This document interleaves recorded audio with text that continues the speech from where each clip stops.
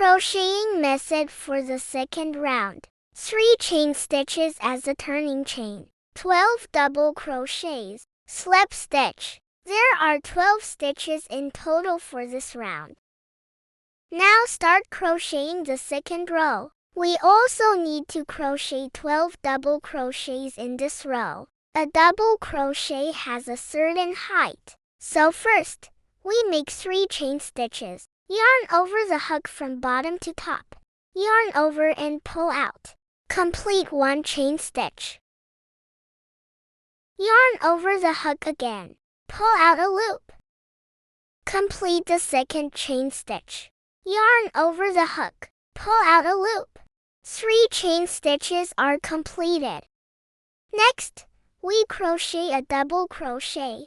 The method for double crochet is to yarn over the hook. Insert the hook into the stitch by picking up the 2 yarns of the V shape. Insert the hook into the first stitch. Yarn over. Pull through a loop. There are 3 loops on the hook now. Yarn over the hook from bottom to top. Pull through the first 2 loops. There are 2 loops on the hook now. Yarn over the hook. Pull through the remaining 2 loops. Complete the first double crochet.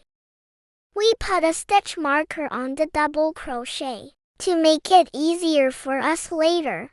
Now let's crochet the second double crochet. Yarn over the hook from bottom to top. Pass through the second loop.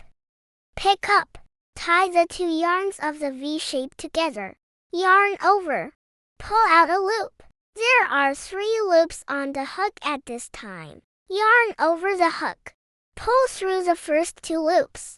There are 2 loops on the hook now. Yarn the hook and pull through these remaining 2 loops. Complete the second double crochet. We follow this pattern. 1 pattern corresponds to 1 double crochet. After finishing, there are a total of 12 double crochets. You can count after finishing. We crocheted 12 double crochets in total.